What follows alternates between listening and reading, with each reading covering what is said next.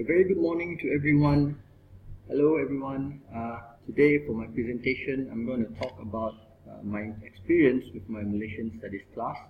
The topic will be from boring to interesting Malaysian Studies. Before we continue, here's some information about myself.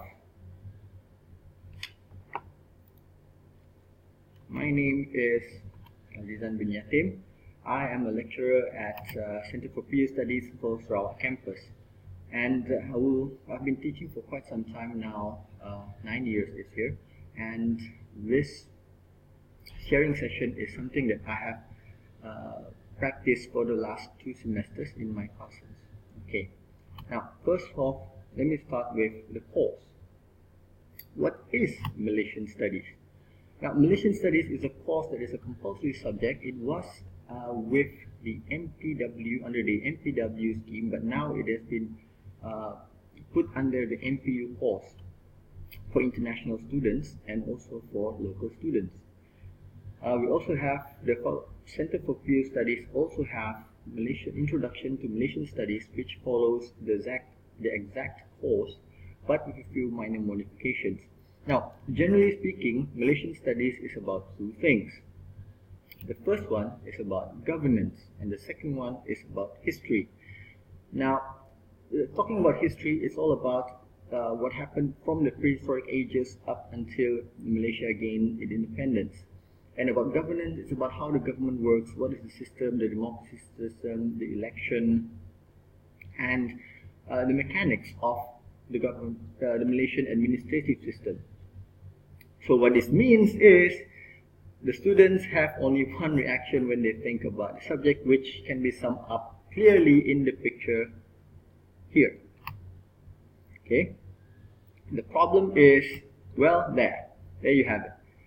The students will feel bored, and the students, when they feel bored, you can sense that this negative vibe or very apathetic vibe in the class. And the worst part is, this boredom also affects not only students, it affects the lecturer too. Yeah, you can ask any Malaysian Studies lecturer if you don't believe me. Alright, so that is the problem with this class. The class is there's this negative perception about the class because it's a boring subject. That's what students always have in mind when they talk about Malaysian Studies.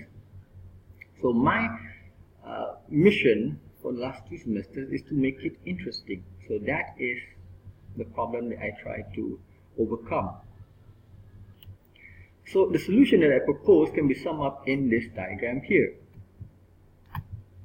And the class that goes on in January to April 2015 and then also in May and August 2015, for these 2 classes, this is where I implement the ideas that I have worked on for quite some time now.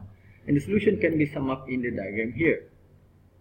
Making the class interesting, engaging, empowering, and the theory that links the empowerment and the engaging part is the constructivist learning. So this is my idea to make the class interesting, to make sure that people don't get bored anymore.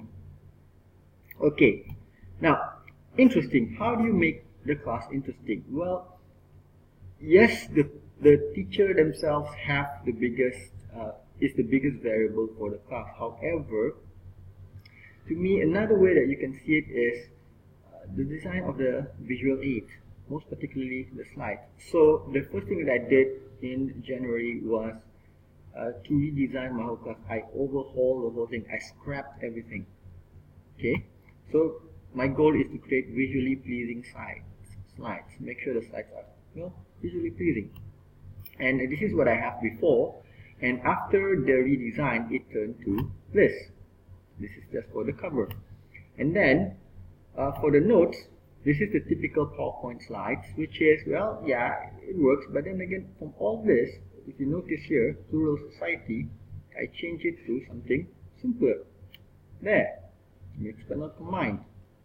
Very simple, very okay. And then it will help the student, it will force them to read the textbook, which is the goal for my minimalistic slides.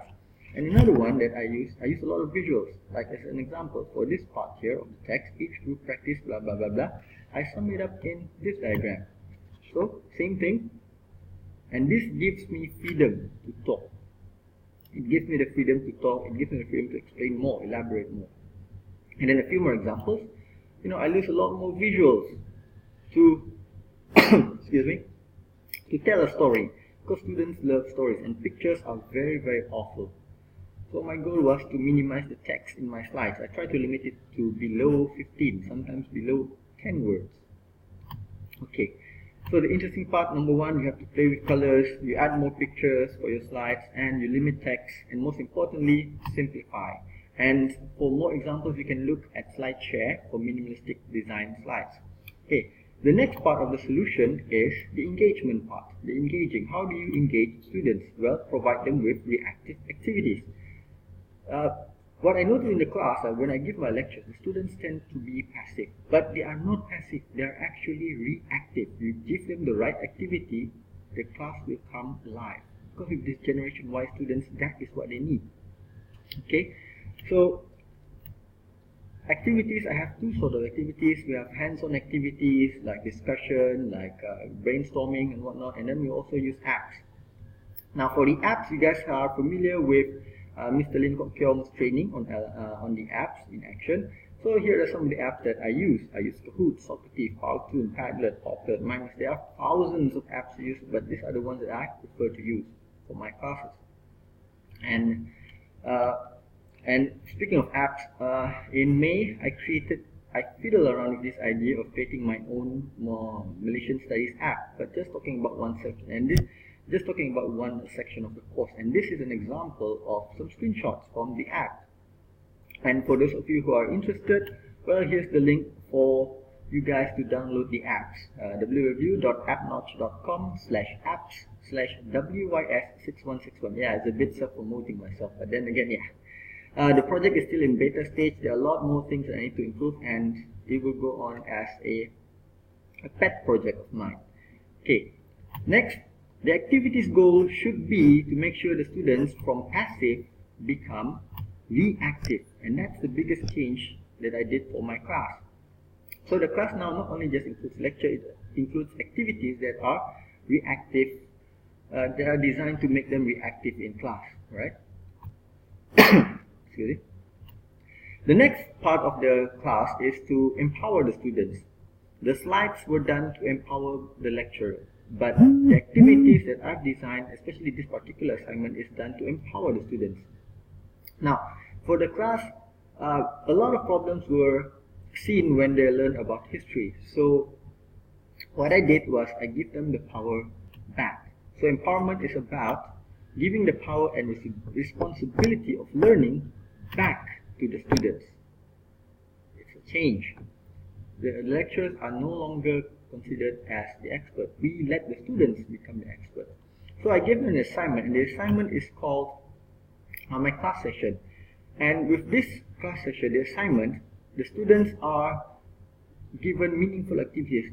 They are tasked with giving meaningful activities, which includes these two things here, and which forces them to teach the class. They are no longer doing presentations, not just mere presentations, because in our class sessions, the students, which are divided into groups, they will be the ones delivering the lessons through lectures and activities. And the activities, they can use apps, they can use quizzes and whatnot, and then we even had treasure hunt for the classes.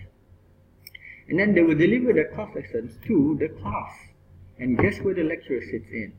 The lecturer will be here, among the class.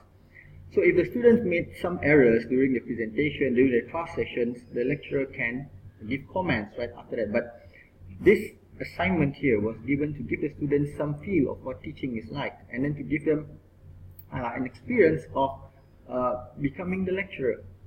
Okay?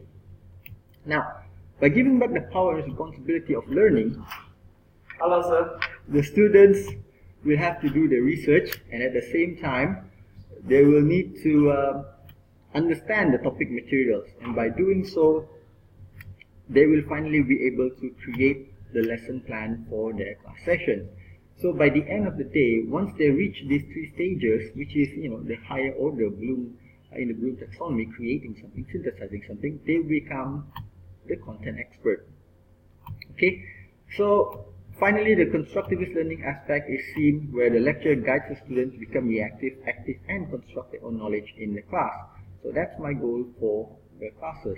And I'm happy to report, though there are things that I can improve, but it can be, it is a way, it is a starting point for me to improve the class. So for the conclusion, all of this here, the idea that I have here to present to you guys, it's just an idea.